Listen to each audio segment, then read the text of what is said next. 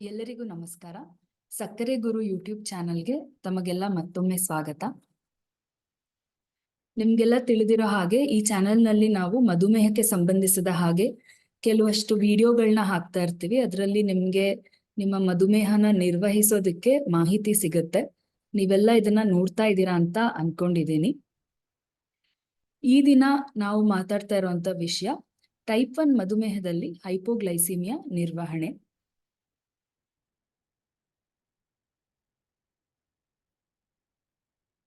So hypoglycaemia ಬಗ್ಗೆ ಮಾತಾಡೋದಕ್ಕಿಂತ ಮುಂಚೆ ಮೊದಲು ನಾವು ಸಾಮಾನ್ಯವಾಗಿ ರಕ್ತದಲ್ಲಿ ಸಕ್ಕರೆ ಮಟ್ಟ ಎಷ್ಟಿರ್ಬೇಕು ಅನ್ನೋದನ್ನ ತಿಳ್ಕೊಳ್ಳೋಣ. ನಾವು ಊಟಕ್ಕೆ ಮುಂಚೆ ರಕ್ತದಲ್ಲಿನ ಸಕ್ಕರೆ ಮಟ್ಟ ಪರೀಕ್ಷಿಸಿದಾಗ 80ರಿಂದ 130 ಇರಬೇಕು.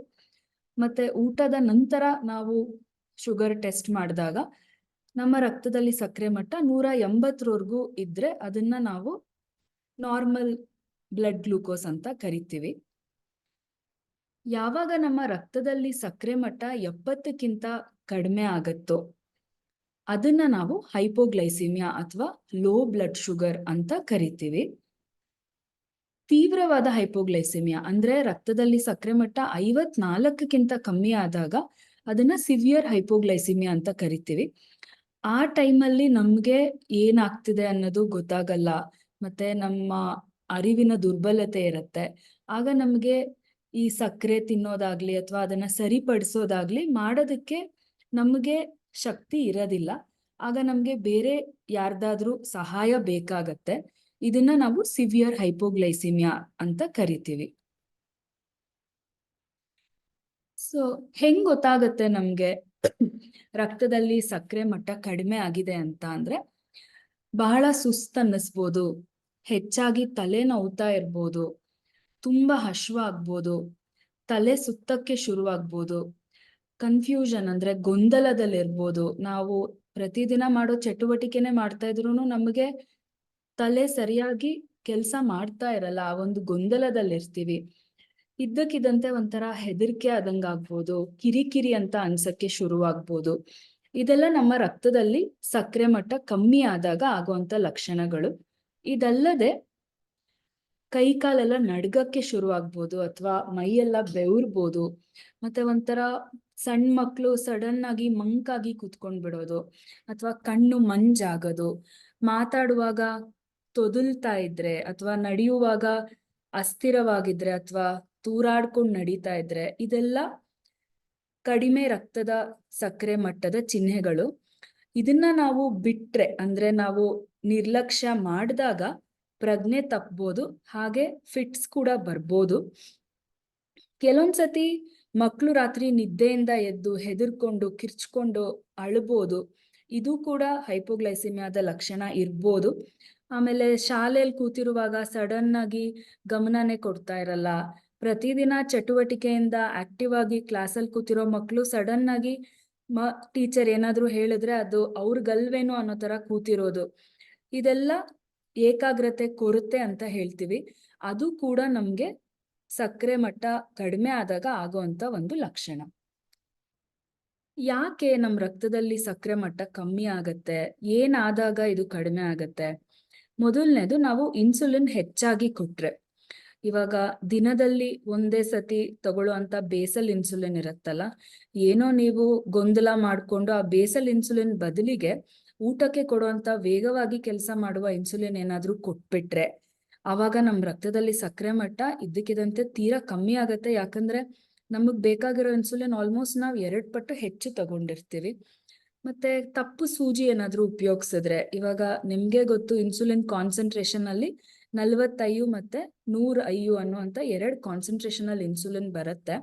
ನಾವೇನಾದ್ರೂ 100 IU ಇರೋ ಇನ್ಸುಲಿನ್ ಅನ್ನ 40 IU ಇರೋ ಸೂಜಿನಲ್ಲಿ ತಗೊಂಡ್ರೆ ಅವಾಗ ನಾವು 2.5 ಪಟ್ಟು ಹೆಚ್ಚು ಇನ್ಸುಲಿನ್ ತಗೊಂಡಂಗ ಆಗಿರುತ್ತೆ. ಅಂಡ್ ಅದು ಕೂಡ ನಮ್ಗೆ ಅವಶ್ಯಕ್ಕಿಂತ ಹೆಚ್ಚು ಇನ್ಸುಲಿನ್ ಸಿಕ್ಕದಂಗಾಗಿ ರಕ್ತದಲ್ಲಿ ಸಕ್ಕರೆ ಮಟ್ಟ ತೀರಾ ಕಡಿಮೆ ಆಗತ್ತೆ. ಊಟಕ್ಕೆ ಸಂಬಂಧಿಸಿದ ಹಾಗೆ ಮಗು ಏನಾದ್ರೂ ಇನ್ಸುಲಿನ್ ತಗೊಂಡು ಊಟ ಮಾಡಕ್ಕೆ ತುಂಬಾ ಹಠ ಮಾಡಿದ್ರೆ, ಅಥವಾ ಚಿಕ್ಕ ಮಕ್ಕಳು ಏನು ಹೇಳಲ್ಲ, ಅವ್ರಿಗೆ ಊಟ ಇಷ್ಟ ಆಗ್ಲಿಲ್ವೋ ಅಥವಾ ತಿನ್ನೋ ಮನ್ಸಿಲ್ವೋ, ಆ ಥರ ಆದಾಗ ಮಕ್ಕಳು ಊಟ ಮಾಡಿರಲ್ಲ. ಮತ್ತೆ ಹದಿಹರೆಯದವರು ನನಗೆ ಈ ಊಟ ಬೇಡ, ನಾನು ಅದು ಹೇಳಿದ್ದೆ, ನೀನು ಇದು ಕೊಡ್ತಿದ್ಯಾ ಅಂತ ಏನಾದರೂ ಹಠ ಮಾಡಿ ಊಟ ಮಾಡದೇ ಇದ್ರೆ ಇನ್ಸುಲಿನ್ ತಗೊಂಡಾಗ ರಕ್ತದಲ್ಲಿ ಸಕ್ಕರೆ ಮಟ್ಟ ತೀರಾ ಕಡಿಮೆ ಆಗ್ಬಿಡುತ್ತೆ ಊಟ ಬಿಟ್ಟಾಗ. ಮೂರನೇದು ವ್ಯಾಯಾಮಕ್ಕೆ ಸಂಬಂಧಿಸಿದ ಹಾಗೆ. ವಿಶೇಷವಾಗಿ ಏನಾದರೂ ಅತಿ ಹೆಚ್ಚು ತೀವ್ರವಾಗಿ ವ್ಯಾಯಾಮ ಮಾಡಿದ್ರೆ ಅಥವಾ ತುಂಬಾ ಹೊತ್ತು ಮಕ್ಕಳು ಆಟ ಆಡಿದ್ರೆ ಅವಾಗ ಸ್ವಲ್ಪ ಹೊತ್ತಾದ್ಮೇಲೆ ಅಥವಾ ಆಟದಿಂದ ಬಂದ್ಮೇಲೆ ಶುಗರ್ ಕಡಿಮೆ ಆಗೋ ಚಾನ್ಸಸ್ ಜಾಸ್ತಿ ಇರುತ್ತೆ. ಆಮೇಲೆ ಆಟ ಆಡಿದಾಗ ನಾರ್ಮಲಿ ಶುಗರ್ ಕಮ್ಮಿ ಆಗುತ್ತೆ ಅಂಡ್ ಇನ್ಸುಲಿನ್ ಪ್ರಮಾಣನೂ ಹೆಚ್ಚಿಗೆ ಕೊಟ್ಟು ಆಟನೂ ಜಾಸ್ತಿ ಆಡಿದ್ರೆ ಶುಗರ್ ಕಡಿಮೆ ಆಗ್ಬೋದು. ಮತ್ತೆ ಆಡಕ್ಕೆ ಹೋಗೋಕ್ ಮುಂಚೆ ಸಕ್ಕರೆ ಮಟ್ಟ ಸ್ವಲ್ಪ ಕಡಿಮೆನೇ ಇತ್ತು, ಆದ್ರೆ ಮಗು ಏನು ತಿಂದಲೇ ಆಟ ಆಡಕ್ ಹೋಗಿದೆ ಅಂತಂದಾಗ ಆಗ್ಲೂನು ರಕ್ತದಲ್ಲಿ ಸಕ್ಕರೆ ಮಟ್ಟ ಕಮ್ಮಿ ಆಗುತ್ತೆ. ಸೊ ಆಡಕ್ ಹೋಗೋಕ್ ಮುಂಚೆ ಏನಾದ್ರು ತಿಂದು ಹೋಗಿದ್ರೆ ಕಮ್ಮಿ ಆಗೋ ಸಾಧ್ಯತೆ ಕಡಿಮೆ ಇರುತ್ತೆ. ನಾಲ್ಕನೇದು ಹುಷಾರ್ ತಪ್ಪಿದಾಗ. ಈಗ ಏನಾರ ಮಗುಗೆ ವಾಂತಿ ಭೇದಿ ಆಯ್ತು, ನೀವ್ ಏನ್ ತಿಂದ್ ಕೊಟ್ರು ಮಗು ತಿಂತಾ ಇಲ್ಲ, ಎಲ್ಲದನ್ನು ವಾಂತಿ ಮಾಡ್ತಾ ಇದೆ ಅಂತ ಇದ್ದಾಗ, ಮಗು ಊಟನೇ ಮಾಡಿಲ್ಲ ಅಂತಂದ್ರೆ ಆವಾಗ್ಲೂ ಕೂಡ ನಮ್ ರಕ್ತದಲ್ಲಿ ಸಕ್ಕರೆ ಮಟ್ಟ ಕಮ್ಮಿ ಆಗೋ ಅಂತ ಪ್ರಮೇಯ ಇರುತ್ತೆ. ಸೊ ನಿಮ್ಗೆ ರಕ್ತದಲ್ಲಿ ಸಕ್ಕರೆ ಮಟ್ಟ ಕಮ್ಮಿ ಆಗಿ ಈ ಲಕ್ಷಣಗಳು ಬಂದ್ರೆ ಆಗ ನೀವೇನ್ ಮಾಡ್ಬೇಕು, ತಕ್ಷಣಕ್ಕೆ ಗ್ಲೂಕೋಮೀಟರ್ ನಿಂದ ನಿಮ್ಮ ಸಕ್ಕರೆ ಮಟ್ಟನ ಪರೀಕ್ಷಿಸ್ಬೇಕು. ಒಂದ್ ವೇಳೆ ನಿಮ್ ರಕ್ತದಲ್ಲಿ ಸಕ್ಕರೆ ಮಟ್ಟ 70ಕ್ಕಿಂತ ಕಮ್ಮಿ ಇದ್ರೆ ಆಗ ನಿಮ್ಗೆ ಲೋ ಶುಗರ್ ಆಗಿದೆ ಅಂತ ಖಚಿತ ಆಗತ್ತೆ. ಆಗ ನೀವು ತಕ್ಷಣ ಸಕ್ಕರೆ ಅಥವಾ ಹಣ್ಣಿನ ಜ್ಯೂಸು, ಚಾಕ್ಲೇಟು, ಗ್ಲೂಕೋಸ್ ಮಾತ್ರೆ ಇದು ಯಾವ್ದಾದ್ರು ಒಂದನ್ನ ತಗೋಬೇಕಾಗತ್ತೆ. ಅದಾಗಿ 15 ನಿಮಿಷಗಳ ನಂತರ ಮತ್ತೆ ನಿಮ್ ರಕ್ತದಲ್ಲಿ ಸಕ್ಕರೆ ಮಟ್ಟನ ಪರೀಕ್ಷೆ ಮಾಡಿ. ಅದು 70ಕ್ಕಿಂತ ಜಾಸ್ತಿ ಆಗಿದೆಯಾ ಅನ್ನೋದನ್ನ ನೀವು ನೋಡ್ಕೋಬೇಕು. 70ಕ್ಕಿಂತ ಜಾಸ್ತಿ ಆಗಿಲ್ಲ ಅಂತಂದ್ರೆ ನೀವು ಇದೇ ಚಿಕಿತ್ಸೆನ ಮತ್ತೆ ಮಾಡ್ಬೇಕಾಗತ್ತೆ. ಅಂದ್ರೆ ಮತ್ತೆ ಸಕ್ಕರೆ, ಗ್ಲೂಕೋಸ್ ಏನಾದ್ರೂ ಕೊಟ್ಟು ಮತ್ತೆ 15 ನಿಮಿಷದ ನಂತರ ಪರೀಕ್ಷಿಸ್ಬೇಕಾಗತ್ತೆ. ನಿಮ್ ರಕ್ತದಲ್ಲಿ ಸಕ್ಕರೆ ಮಟ್ಟ ಏನಾದ್ರೂ ಜಾಸ್ತಿ ಆಗಿದ್ರೆ, 70ಕ್ಕಿಂತ ಜಾಸ್ತಿ 80, 90 ಎಲ್ಲ ಆಗಿದ್ರೆ ಆಗ ಏನಾದ್ರೂ ಸ್ನಾಕ್ಸ್ ಅಥವಾ ನಿಮ್ ಊಟದ ಸಮಯ ಆಗಿದ್ರೆ ಊಟ ಮಾಡ್ಬೋದು. ಈ ಹೈಪೋಗೆ ಏನು ಚಿಕಿತ್ಸೆ ಅಂತಂದ್ರೆ, ಇದು ನಾವು ವಯಸ್ಸು ಮತ್ತೆ ತೂಕದ ಅನುಸಾರವಾಗಿ ಇಷ್ಟು ಸಕ್ಕರೆ ಅಥವಾ ಗ್ಲೂಕೋಸ್ ಕೊಡ್ಬೇಕು ಅಂತ ನಾವು ನಿಮ್ಗೆ ಹೇಳಿರ್ತೀವಿ. ಅದನ್ನ ನೀವು ಕರೆಕ್ಟ್ ಆಗಿ ಫಾಲೋ ಮಾಡಿ. ಈಗ ಮಗು ಏನಾದ್ರೂ 5 ವರ್ಷಕ್ಕಿಂತ ಕಮ್ಮಿ ಇದ್ರೆ ಆಗ 1 ಚಮಚ ಗ್ಲೂಕೋಸ್ ಅಥವಾ 3 ಡೆಕ್ಸ್ಟ್ರೋಸ್ ಮಾತ್ರೆ ಅಥವಾ 30 ml ಅಷ್ಟು ಸಕ್ಕರೆ ಹಾಕಿರೋ ಅಂತ ಜ್ಯೂಸ್ ಕೊಡ್ಬೇಕಾಗತ್ತೆ. ಮಗು 5ರಿಂದ 10 ವರ್ಷದಾಗಿದ್ರೆ ಆಗ 1.5ರಿಂದ 2 ಟೀ ಸ್ಪೂನ್ ಅಷ್ಟು ಗ್ಲೂಕೋಸು ಅಥವಾ 5 ಗ್ಲೂಕೋಸ್ ಮಾತ್ರೆ ಅಥವಾ 70 ml ಅಷ್ಟು ಜ್ಯೂಸ್ ಕೊಡ್ಬೇಕಾಗತ್ತೆ. ಮಗು ಏನಾರ 10 ವರ್ಷಕ್ಕಿಂತ ಜಾಸ್ತಿ ಆಗಿದ್ರೆ ಆಗ 2ರಿಂದ 3 ಟೀ ಚಮಚ ಗ್ಲೂಕೋಸ್ ಕೊಡ್ಬೇಕಾಗತ್ತೆ, ಅಂದ್ರೆ 15 ಗ್ರಾಮ್ ಅಷ್ಟು. ಮತ್ತೆ ಈ ಗ್ಲೂಕೋಸ್ ಮಾತ್ರೆಗಳು ಬರುತ್ತಲ್ಲ, ಅದು 6ರಿಂದ 7 ಮಾತ್ರೆ ಬೇಕಾಗತ್ತೆ. ಮತ್ತೆ ಜ್ಯೂಸ್ ಕೊಡೋದಾದ್ರೆ ಒಂದ್ ಚಿಕ್ಕ ಲೋಟ 100 ml ಅಷ್ಟು 10 ವರ್ಷಕ್ಕಿಂತ ಜಾಸ್ತಿ ಇರೋ ಮಕ್ಕಳಾದ್ರೆ ಇಷ್ಟು ಬೇಕಾಗತ್ತೆ. ಸೊ ಇದು ವಯಸ್ಸು ಮತ್ತೆ ಮಗುವಿನ ತೂಕದ ಅನುಸಾರ ಲೆಕ್ಕ ಹಾಕಿರತ್ತೆ. ಒಂದು ವಿಷಯನ ಗಮನದಲ್ಲಿಟ್ಕೊಳ್ಳಿ, ರಕ್ತದಲ್ಲಿ ಸಕ್ಕರೆ ಮಟ್ಟ ಕಮ್ಮಿ ಆದಾಗ ಚಾಕ್ಲೇಟ್, ಫ್ಯಾಟ್ ಇರುವಂತ ಚಾಕ್ಲೇಟ್ ಅಂದ್ರೆ ಈ 5 ಸ್ಟಾರ್ ಆಗಿರ್ಬೋದು ಅಥವಾ ಈ ಮೆತ್ತಕ್ಕಿರೋ ಚಾಕ್ಲೇಟ್ ಬರುತ್ತಲ್ಲ, ಡೈರಿ ಮಿಲ್ಕ್, ಇದ್ರಲ್ಲೆಲ್ಲ ತುಂಬಾ ಜಾಸ್ತಿ ಕೊಬ್ಬಿನಾಂಶ ಇರುತ್ತೆ. ಸೊ ಸಕ್ಕರೆ ಮಟ್ಟ ಕಮ್ಮಿ ಆದಾಗ ಚಾಕ್ಲೇಟ್ ಕೊಡ್ಬೇಕು ಅಂದಿದ ತಕ್ಷಣ 5 ಸ್ಟಾರ್ ಅಥವಾ ಡೈರಿ ಮಿಲ್ಕ್ ಇಂಥ ಚಾಕ್ಲೇಟ್ ಕೊಡಕ್ ಹೋಗ್ಬೇಡಿ. ಬಾಯಲ್ಲಿ ಹಾಕಿ ಕಚ್ಚಿದಾಗ ಸೌಂಡ್ ಬರ್ಬೇಕು, ಅಂದ್ರೆ ಹಾರ್ಡ್ ಶುಗರ್ ಕ್ಯಾಂಡಿ ಅಂತ ಹೇಳ್ತೀವಿ, ಗಟ್ಟಿ ಸಕ್ಕರೆದು ಕ್ಯಾಂಡಿಗಳು ಸಿಗುತ್ತಲ್ಲ ಅಂತವನ್ನ ಕೊಡಿ. ಅದು ವೇಗವಾಗಿ ಕಾರ್ಯನಿರ್ವಹಿಸುವಂತ ಗ್ಲೂಕೋಸ್ ಆಗಿರುತ್ತೆ. ಬೇರೆ ಈ ಕೊಬ್ಬಿರೋ ಅಂತ ಬಿಸ್ಕೆಟ್, ಚಾಕ್ಲೇಟ್ ಇದೆಲ್ಲ ನಮ್ ರಕ್ತಕ್ಕೆ ಸೇರಕ್ಕೆ ಸ್ವಲ್ಪ ಟೈಮ್ ಜಾಸ್ತಿ ತಗೊಳುತ್ತೆ, ಯಾಕಂದ್ರೆ ಅದರಲ್ಲಿ ಕೊಬ್ಬಿರುತ್ತೆ. ಸೊ ಅಂತ ಚಾಕ್ಲೇಟ್ಗಳನ್ನ ಶುಗರ್ ಕಡಿಮೆ ಆಗಿದ್ದ ಸಮಯದಲ್ಲಿ ಕೊಡಕ್ ಹೋಗ್ಬೇಡಿ. ಯಾವಾಗ್ಲೂ ನಾವು ನಮ್ಮ ಹತ್ರ ಈ ಹೈಪೋ ಕಿಟ್ ಅನ್ನೋದನ್ನ ಇಟ್ಕೊಂಡಿರ್ಬೇಕು. ಏನಿದು ಹೈಪೋ ಕಿಟ್ ಅಂತಂದ್ರೆ, ಒಂದ್ ಚಿಕ್ಕ ಪೌಚ್ ತರ ತಗೊಳ್ಳಿ. ಅದರಲ್ಲಿ ನಿಮ್ ಗ್ಲೂಕೋಮೀಟರ್ ಮತ್ತೆ ಸ್ಟ್ರಿಪ್ಸ್ ಇರಬೇಕು. ಗ್ಲೂಕೋಸ್ ಪೌಡರ್ ಅಥವಾ ಹೈಪೋ ಟ್ಯಾಬ್ಸ್ ಇಟ್ಕೋಬಹುದು. ಮತ್ತೆ ಹಾಳಾಗದಂತ ಸ್ನಾಕ್ಸ್, ಬಿಸ್ಕೆಟ್, ರಸ್ಕ್ ಇಂಥದ್ದೇನಾದ್ರೂ ಇಟ್ಟಿರಿ. ಮತ್ತೆ ಗ್ಲೂಕೋಗಾನ್ ಇಂಜೆಕ್ಷನ್ ಅಂತ ಸಿಗತ್ತೆ. ಈ ಇಂಜೆಕ್ಷನ್ ಅಲ್ಲಿ ಒಂದು ಬಾಟಲ್ ನಲ್ಲಿ ಪೌಡರ್ ಮತ್ತೆ ಇನ್ನೊಂದು ಸಿರಿಂಜ್ ನಲ್ಲಿ ಸ್ವಲ್ಪ ನೀರಿರುತ್ತೆ. ಅದನ್ನ ಮಿಕ್ಸ್ ಮಾಡಿ ಮತ್ತೆ ಇದು ನಿಮ್ ತೂಕ ಮತ್ತೆ ವಯಸ್ಸಿನ ಅನುಸಾರ ಎಷ್ಟು ಯೂನಿಟ್ ಕೊಡ್ಬೇಕು ಅನ್ನೋದನ್ನ ಹೇಳಿರ್ತೀವಿ. ಅದ್ರ ಪ್ರಕಾರ ನೀವು ಅದನ್ನ ಕೊಡ್ಬೇಕಾಗತ್ತೆ. ಸೊ ಇದಿಷ್ಟನ್ನು ಯಾವಾಗ್ಲೂ ನಮ್ಮ ಹತ್ರ ಇಟ್ಕೊಂಡಿದ್ರೆ ಸಡನ್ ಆಗಿ ಎಲ್ಲೋ ಬಸ್ಸಲ್ಲಿ ಹೋಗ್ತಾ ಇರ್ತೀರಾ ಅಥವಾ ದೂರದಲ್ಲೆಲ್ಲೋ ಇರ್ತೀರಾ, ನಿಮಗೆ ಊಟ ಲೇಟ್ ಆಗಿ ಶುಗರ್ ಕಮ್ಮಿ ಆಯ್ತು ಮಾಡ್ತು ಅಂದಾಗ ನೀವು ಗಾಬರಿ ಬೀಳ್ಬಾರ್ದು. ತಕ್ಷಣಕ್ಕೆ ಶುಗರ್ ಚೆಕ್ ಮಾಡ್ಕೊಳ್ಳೋಕೆ ಗ್ಲೂಕೋಮೀಟರ್ ಸ್ಟ್ರಿಪ್ಸ್ ಇಟ್ಕೊಂಡು ಕಡಿಮೆ ಆಗಿದೆ ಅಂದ್ರೆ 2-3 ಹೈಪೋ ಟ್ಯಾಬು ನಿಮ್ ವಯಸ್ಸು ಮತ್ತೆ ತೂಕದ ಅನುಸಾರ ತಗೊಂಡು ಬಿಸ್ಕೆಟು ರಸ್ಕೋ ಏನಾರು ತಿಂದಿದ್ರೆ ಸ್ವಲ್ಪ ಹೊತ್ತವರೆಗೂ ಅದು ತಡೆಯುತ್ತೆ. ಆಮೇಲೆ ಹೋಗಿ ನೀವು ಊಟನ ಮಾಡ್ಬೋದು. ಸೊ ಈ ಹೈಪೋನ ನಾವು ಹೇಗೆ ತಡೆಗಟ್ಬೋದು?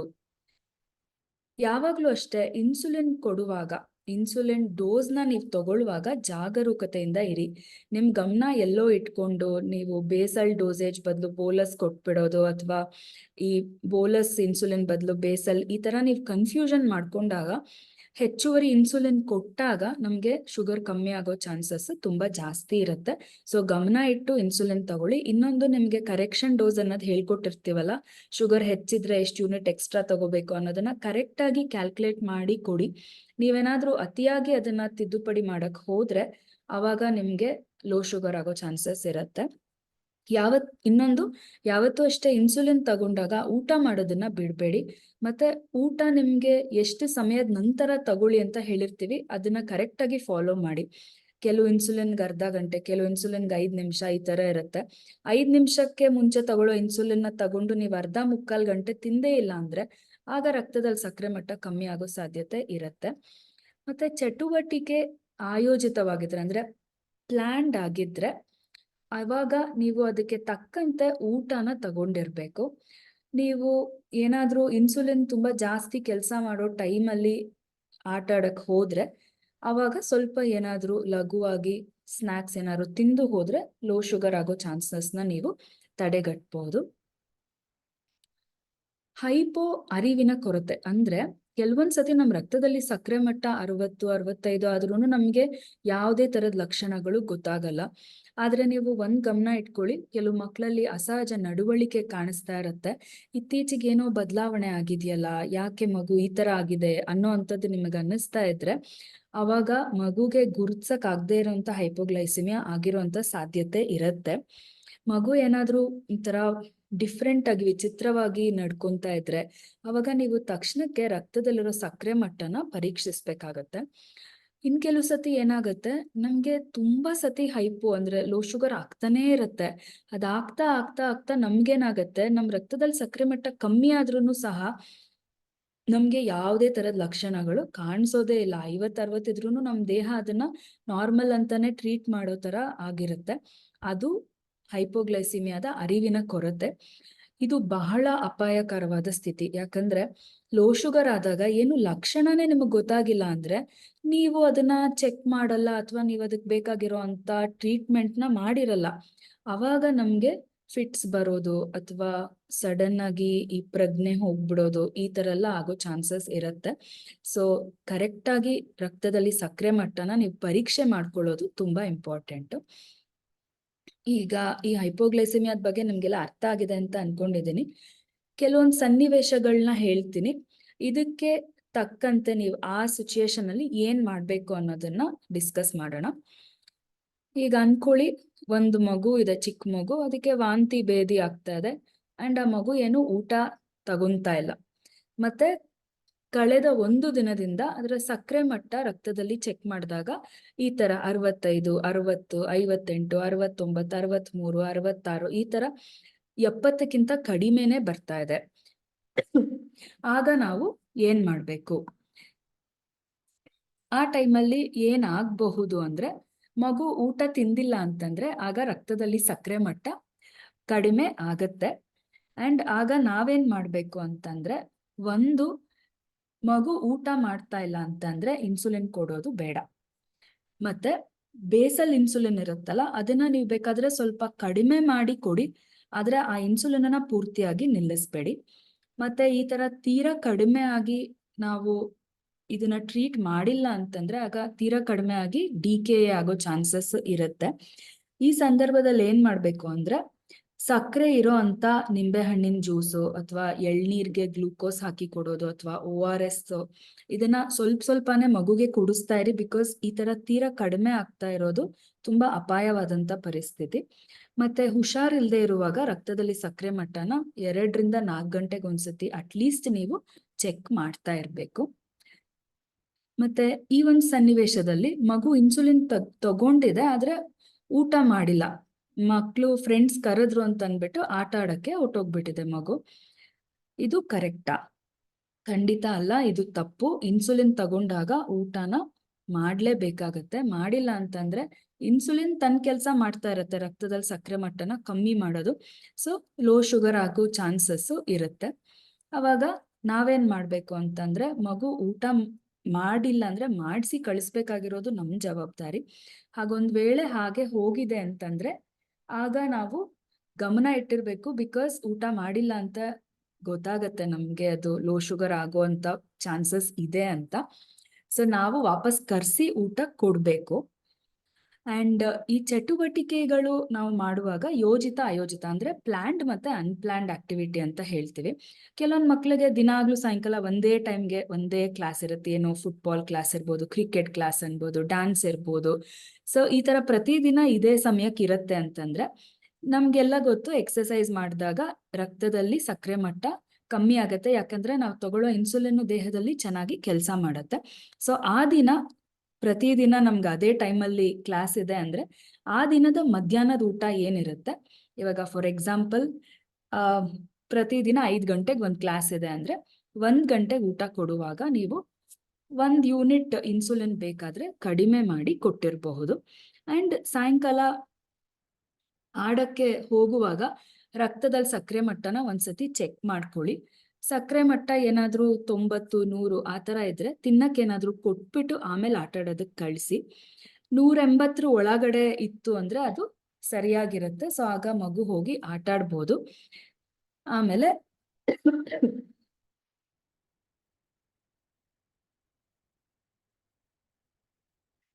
ಆ ಸಮಯದಲ್ಲಿ ನಾವು ಶುಗರ್ನ ಚೆಕ್ ಮಾಡಿ ಕಳಿಸ್ಬೇಕಾಗಿರೋದು ತುಂಬಾ ಇಂಪಾರ್ಟೆಂಟ್. ಮತ್ತೆ ಇನ್ಸುಲಿನ್ ಪೀಕ್ ಆಕ್ಷನ್ ಟೈಮ್ ಅಂತ ಹೇಳ್ತೀವಿ. ಅಂದ್ರೆ ಈ ಅನಲಾಗ್ ಇನ್ಸುಲಿನ್ ನಾವು ಊಟಕ್ಕೆ 5 ನಿಮಿಷ ಮುಂಚೆ ತಗೊಳ್ಳಿ ಅಂತ ಹೇಳಿರ್ತೀವಲ್ಲ, ಅದು ಸಾಧಾರಣವಾಗಿ ಪೀಕ್ ಆಕ್ಷನ್ ಆಗೋದು 1 ರಿಂದ 1.5 ಗಂಟೆ ಹೊತ್ತಿಗೆ. ಮತ್ತೆ ರೆಗ್ಯುಲರ್ ಇನ್ಸುಲಿನ್ ಊಟಕ್ಕೆ ಅರ್ಧ ಗಂಟೆ ಮುಂಚೆ ತಗೊಳ್ಳಿ ಅಂತ ಹೇಳಿರ್ತೀವಲ್ಲ, ಅದು ಪೀಕ್ ಆಗೋದು 2 ರಿಂದ 3 ಗಂಟೆ ಸಮಯದಲ್ಲಿ. ಆ ಟೈಮಲ್ಲಿ ಏನಾದ್ರೂ ಮಗು ಆಡಕ್ ಹೋಗ್ತಿದೆ ಅಂದ್ರೆ ಖಂಡಿತ ನೀವು ಆ ಟೈಮಲ್ಲಿ ಏನಾದ್ರೂ ಕೊಡ್ಲೇಬೇಕು ಮಗುಗೆ ತಿನ್ನೋದಕ್ಕೆ. ಹಣ್ಣು ಅಥವಾ ಹಾಲು ಮತ್ತೆ ಬಾದಾಮಿ ಇಂಥದ್ದೇನಾದ್ರೂ ಕೊಟ್ಬಿಟ್ಟು ಕಳ್ಸಿರಿ. ಆಟ ಆಡಕ್ ಹೋದಾಗ ಬರೀ ಒಂದ್ ಅರ್ಧ ಗಂಟೆ ಹಂಗೆಲ್ಲ ಆಡಕ್ ಹೋಗ್ತಿದೆ ಅಂದ್ರೆ ಅದಕ್ಕೇನು ಸ್ನ್ಯಾಕ್ ಬೇಕಾಗೋದಿಲ್ಲ. ಕರೆಕ್ಟ್ ಆಗಿ ಯಾವ ಟೈಮಲ್ಲಿ ಆಡಕ್ ಹೋಗ್ಬೋದು ಅಂದ್ರೆ ನೀವು ಊಟ ಕೊಟ್ಟು, ಅಂದ್ರೆ ಒಳ್ಳೆ ಊಟ, ಪ್ರೋಟೀನ್, ಕಾರ್ಬೋಹೈಡ್ರೇಟ್ ಎಲ್ಲ ಇರೋ ಊಟ ಕೊಟ್ಟು 3 ರಿಂದ 4 ಗಂಟೆ ಆದ್ಮೇಲೆ ಆಡಕ್ ಹೋಗ್ತದೆ ಮಗು ಅಂತಂದ್ರೆ ಅದು ಕರೆಕ್ಟ್ ಸರಿಯಾದ ಸಮಯ ಆಟ ಆಡಕ್ ಹೋಗೋದಕ್ಕೆ. ಆಮೇಲೆ ನೀವು ಪ್ಲಾನ್ ಮಾಡದೇ ಇರೋ ಆಕ್ಟಿವಿಟಿ ಅಂದ್ರೆ ಸಡನ್ ಆಗಿ ಮಗು ಆಟ ಆಡಕ್ ಹೊರಟೋಗ್ತಾ ಇದೆ, ಆದ್ರೆ ಇನ್ಸುಲಿನ್ ತಗೊಂಡ್ಬಿಟ್ಟಿದೆ, ಆ ತರ ಇದ್ರೆ ನೀವು ಆಗ ಏನಾದ್ರೂ ಸ್ವಲ್ಪ ತಿನ್ನಕ್ಕೆ ಕೊಟ್ಟು ಕಳಿಸ್ಬೇಕು.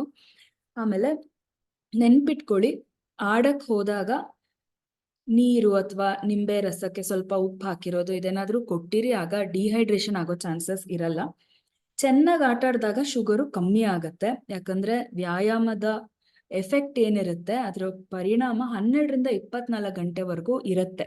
ಸೊ ಅಂದ್ರೆ ಅದಷ್ಟು ಟೈಮಲ್ಲಿ ಶುಗರ್ ಲೋ ಆಗೋ ಚಾನ್ಸಸ್ ಇರಬಹುದು. ಹಾಗಂತ ನೀವು ಎಕ್ಸರ್ಸೈಸ್ ಇಂದ ಶುಗರ್ ಕಮ್ಮಿ ಆಗೋಗ್ಬಿಡತ್ತೆ, ಸೊ ನನ್ ಮಗುನ ಆಟ ಆಡಕ್ಕೆ ಕಳಿಸಲ್ಲ ಅಂತ ಕಳಿಸ್ದೇ ಇರಬೇಡಿ. ಅದು ತುಂಬಾ ತಪ್ಪು. ಯಾಕಂದ್ರೆ ಎಕ್ಸರ್ಸೈಸ್ ತುಂಬಾ ಇಂಪಾರ್ಟೆಂಟ್. ಅದರಿಂದ ನಮ್ ಶುಗರ್ ಇನ್ನ ಚೆನ್ನಾಗಿ ಕಂಟ್ರೋಲ್ ಆಗೋದಿಕ್ಕೆ ಸಹಾಯ ಆಗತ್ತೆ. ಈ ಒಂದು ಸನ್ನಿವೇಶದಲ್ಲಿ ಮಗು ಇನ್ಸುಲಿನ್ ತಗೊಂಡಿದೆ ಆದ್ರೆ ಊಟದ ಸಮಯಕ್ಕೆ ನಂಗೆ ಹೊಟ್ಟೆ ಹಶ್ವಾಗ್ತಾ ಇಲ್ಲ ಅಂತ ಹೇಳಿ ಊಟನೇ ಮಾಡಲ್ಲ. ಅವಾಗ ಏನಾಗತ್ತೆ? ಸೊ ನಿಮ್ಗೆಲ್ಲ ಗೊತ್ತು, ಆ ಟೈಮಲ್ಲಿ ಶುಗರ್ ಕಡಿಮೆ ಆಗೇ ಆಗತ್ತೆ. ಅದು ತುಂಬಾ ಡೇಂಜರಸ್. ಊಟ ಮಾಡಲ್ಲ ಅಂತ ಬಿಟ್ಬಿಡಕ್ ಆಗಲ್ಲ, ಬಿಕಾಸ್ ಇನ್ಸುಲಿನ್ ಇಂದ ಶುಗರ್ ಕಮ್ಮಿ ಆಗತ್ತೆ.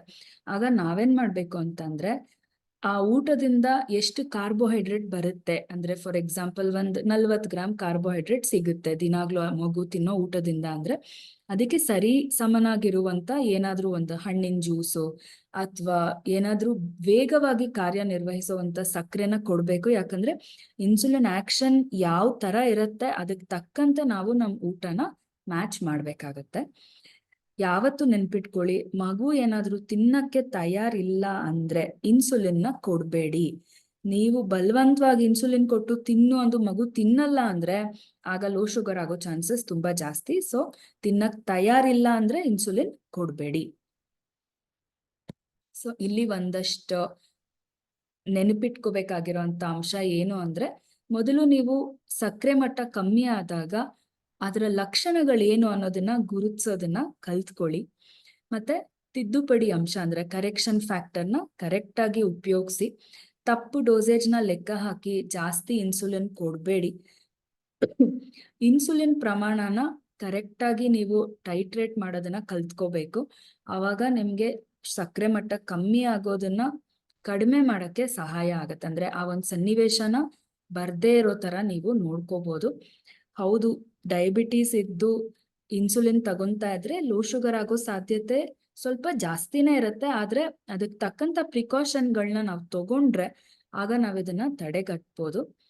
ಇನ್ನೊಂದು ಹೈಪೋನ ಗುರುತಿಸೋದು ಮತ್ತೆ ಹೈಪೋ ಅನ್ಅವೇರ್ನೆಸ್ನ ಕಂಡು ಹಿಡಿಯೋದಕ್ಕೆ ನೀವು ಕರೆಕ್ಟ್ ಆಗಿ ಚೆಕ್ ಮಾಡ್ಕೊಂತಾ ಇರೋದು ತುಂಬಾ ಇಂಪಾರ್ಟೆಂಟ್ ಆಗಿರುತ್ತೆ. ಆಮೇಲೆ ಏನಾದ್ರೂ ಚಟುವಟಿಕೆ ಮಾಡೋದಾದ್ರೆ ಆಟ ಆಡಕ್ ಹೋಗೋದು ಇದೆಲ್ಲ ಇದ್ರೆ ಆಗ ನೀವು ಕರೆಕ್ಟ್ ಆಗಿ ಪ್ಲಾನ್ ಮಾಡಿ ಮಾಡೋದ್ರಿಂದ ನೀವು ಇನ್ಸುಲಿನ್ ಡೋಸೇಜ್ನ ಕಡಿಮೆ ಮಾಡ್ಬೋದು. ತಿಂಡಿ ಕೊಟ್ಟು ಕಳ್ಸೋದು ಇದನ್ನೆಲ್ಲ ನೀವು ಕರೆಕ್ಟ್ ಆಗಿ ನೋಡ್ಕೊಂಡ್ರೆ ಲೋ ಶುಗರ್ ಆಗೋ ಚಾನ್ಸಸ್ನ ತಡೆಗಟ್ಬೋದು. ಮತ್ತೆ ಇನ್ನೊಂದೇನು ಅಂತಂದ್ರೆ, ನೀವ್ ಯಾವತ್ತೇ ಎಲ್ಲೇ ಹೋದ್ರೂ ನಿಮ್ ಡಯಾಬಿಟಿಸ್ ID ಕಾರ್ಡ್ನ ಇಟ್ಕೊಂಡು ಹೋಗಿ. ಅದರಲ್ಲಿ ನಿಮ್ ಹೆಸರು, ನಿಮ್ ವಯಸ್ಸು, ಆಮೇಲೆ ನೀವು ತಗೊಂತಾರೋ ಇನ್ಸುಲಿನ್ ಮತ್ತೆ ಎಮರ್ಜೆನ್ಸಿ ಸಿಚುಯೇಷನ್ ಅಲ್ಲಿ ನೀವು ಯಾರನ್ನ ಸಂಪರ್ಕ ಮಾಡ್ಬೇಕು ಅನ್ನೋ ಅಂತ ಡೀಟೇಲ್ಸ್ ಇರಬೇಕು.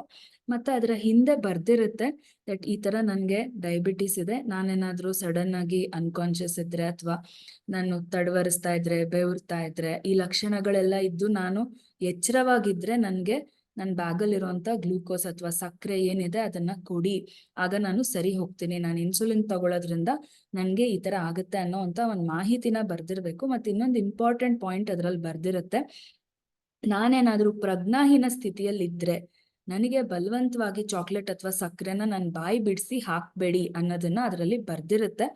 ಸೊ ಈ ಒಂದು ID ಕಾರ್ಡ್ನ ನೀವು ಯಾವಾಗ್ಲೂ ನಿಮ್ಮ ಹತ್ರ ಇಟ್ಕೊಂಡಿರ್ಬೇಕು ಲೋ ಶುಗರ್ ಆದಾಗ ಮ್ಯಾನೇಜ್ ಮಾಡ್ಕೊಳ್ಳೋದಕ್ಕೆ.